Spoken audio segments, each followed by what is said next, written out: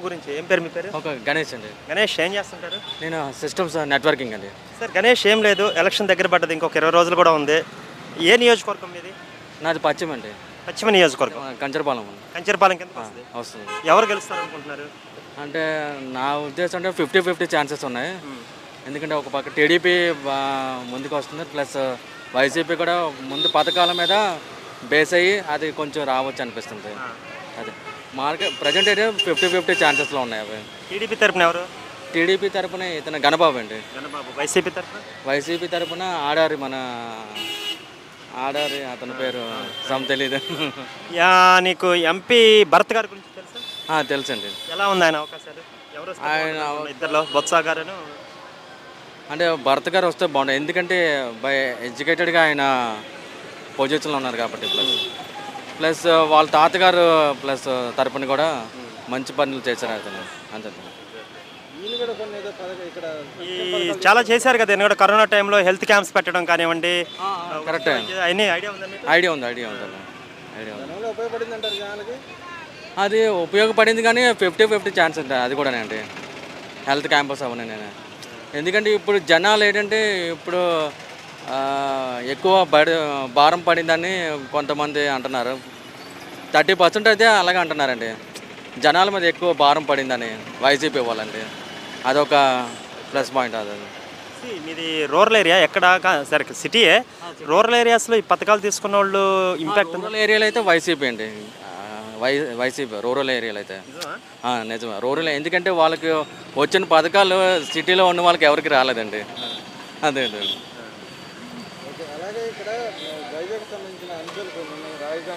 అంటే వైజాగ్ సంబంధించి railway zone కానివ్వండి, స్పెషల్ స్టేటస్ కానివ్వండి, లేకపోతే స్టీల్ ప్లాంట్ కానివ్వండి, వైజాగ్లో అవినీతి పెరిగింది, గంజాయి, ఇవన్నీ నిజమైన వాస్తవాలేనా? పెరిగిందంటే వైజాగ్ జోన్లో అయితే రాలేదు అనిపిస్తుంది నా ఉద్దేశం. వైజాగ్ జోన్లో అయితే మన అన్నారు రైల్వే జోన్ రాలేదులేండి. విశాఖపట్నం పరంగా గ్రోత్ ఎలాగుంది? ఏమైనా అభివృద్ధి జరిగింది 4 సంవత్సరాలు 5 సంవత్సరాలు? ఎంఈవి సత్యనారాయణ ఏమైనా అభివృద్ధి చేశాడా గత ఎంపీ?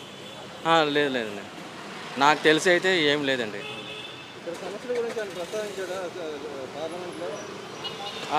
అంటే ఎప్పుడు నేను చూడలేదు, న్యూస్లో కూడా అతను చూడలేదండి ఎప్పుడు. అసలు పార్లమెంట్కి వెళ్ళిన సంగతి కూడా ఎవరికి తెలీదు. మరి ఆయనది కూడా అలాగే ఉంటుంది అనిపిస్తుంది, ఎందుకంటే విద్యాశాఖగా ఉన్నప్పుడు ఆయన అసలు కనిపించలేదు. ఏదో మామూలు ఎగ్జామ్ టైంలోనే ఆ టైంలోనే కనిపించలే తప్ప. ఎంపీగా నిలబడుతున్నారు. కరెక్ట్ అండి. అది మరి చూడలే ఎంతవరకు. అంటే ఆయన తరపు నుండి అయితే ఎవరికి లేదండి, బొత్స గారి తరపు నుండి అయితే. అంటే మీరు అన్నారు కదా రూరల్ ఏరియాలో విలేజ్ టైంలో, అక్కడైతే మరి గెలవచ్చు కానీ ఇక్కడైతే ఏం లేదండి.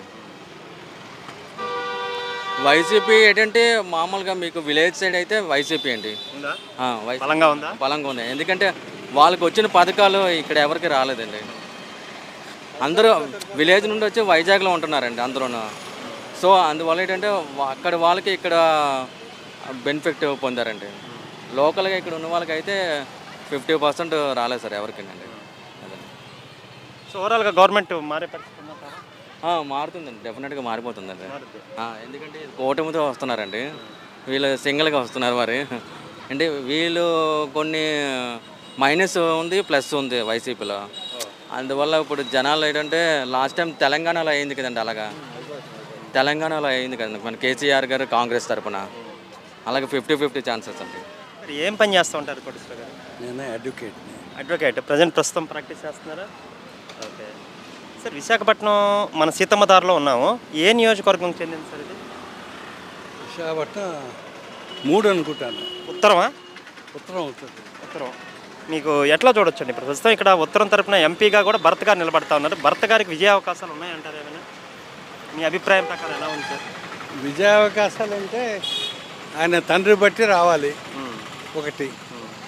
రెండోది ఏంటంటే అంత పొల్యూట్ అయింది రాజకీయం పొల్యూట్ అయింది. ఏది జాతి అంటారు, మతం అంటారు, తర్వాత డబ్బు అంటారు, డబ్బు లేదంటారు, లోకల్ నాన్ లోకల్ అంటారు. నాకు తప్పు చేస్తే ఒకటి, తప్పు చేయకపోతే తప్పు చేస్తూ జడుస్తారు, కొడతారని భయపడతారు. ఇన్ని రకాల్లో ఎలక్షన్ జరుగుతుంది. Absolutely up and down. ఎవరు గెలుస్తారంటే మన ఎవరికి అంటే ఒక యువకుడు ఉత్సాహవంతుడు విద్యావేత్త పార్లమెంట్కి వెళ్తే పంపిస్తే మనం వాయిస్ వినిపించగల నమ్మకం ఉందా మీకు? వినిపించాలి, వినిపిస్తారనే పంపిస్తాం. ఆ వినిపించడానికి ఆయనకి నాలెడ్జ్ ఉండాలి. అంటే భరత్ గారి విషయంలో మీరేమనుకున్నారు అది చెప్పారు? భర్త గారి విషయాన్ని కానీ వాళ్ళ ఫాదర్ని కానీ మనం కంపేర్ చేస్తే ఫాదర్కి ఉండే సీనియారిటీ వేరు, భరత్ యంగ్ కదా, యంగ్ ఏమో డిఫరెంట్. బొత్స ఝాన్సీ సరే ఆలోచన ఉండాలి, ఆలోచన ఉంటే అంటే ప్రజల కోసం చేస్తున్నాం అనేటట్టుగా ఉండాలి. ఆ దృక్పథం ఉంటే ఎవరున్నా సరే బాగుంటుంది. ఏంటి వాట్ యు ఆర్ సేయింగ్ అంటే మీరు బొత్స ఝాన్సీ లక్ష్మి భరత్ గారు అంటే అసలు సరే I want the leader must be work out for the people. మరి జగన్మోహన్ రెడ్డి గారిలో సక్సీడ్ అయ్యారంటారా? జనాలకు సేవ చేయటంలో ఆయన సాధించాడా సక్సెస్? మరి సక్సీడ్ కావడానికని ట్రై చేసి సక్సీడ్ అయ్యాడు. అయ్యాడా? ఇప్పుడు సక్సీడ్ అవ్వడానికి చూస్తున్నాడు. మరి ప్రజలు చెప్పాలి, ప్రజలు అన్ని టెస్టులు చూస్తారు కదా. ఇప్పుడు ఎవరు ఏంటంటే ఏమో ఎవరు కొడతారో ఎవరు ఏం చేస్తారో, గట్టిగా మాట్లాడితే ఏముంటారో, మామూలుగా మాట్లాడితే ఏముంటారో. ఏముంటుంది సార్ ప్రజాస్వామ్యం, మీరు ఒక advocate, we have the rights కదా, రైట్ కాన్స్టిట్యూషనల్ రైట్స్ కదా. ఈ రైట్స్ అన్నీ కూడా స్క్వీజ్ అయిపోయాయి. రైట్స్ అన్నీ స్క్వీజ్ అయిపోయాయి. సార్ ల్యాండ్ టైటిల్ యాక్ట్ గురించి అన్నారా మీరు? భూ హక్కు చట్టం గురించి కొత్తగా జగన్మోహన్ రెడ్డి తెచ్చారు, దానివల్ల కొంచెం జనాలు భయభ్రాంతులు గురైనట్టున్నారండి. ఎవరి ల్యాండ్ ఏమవుతుందో తెలియదు, అడగడానికి నోరు లేదు. ఈ రోడ్డుకి అది రాలేదంటున్నారు.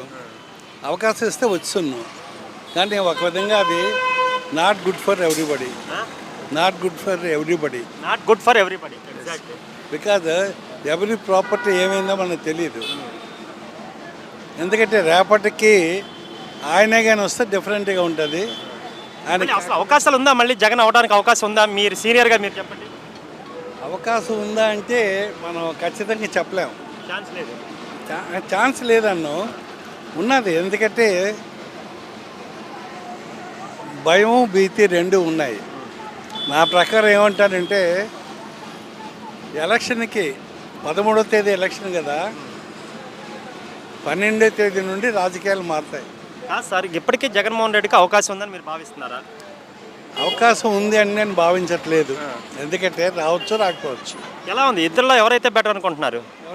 చంద్రబాబు నాయుడు వర్సెస్ జగన్మోహన్ రెడ్డిలో హూ ఇస్ ద బెస్ట్ అని మీరు అనుకుంటున్నారు, మీరు భావిస్తున్నారు? Chandrababu Naidu leader, Jaganmohan Reddy leader.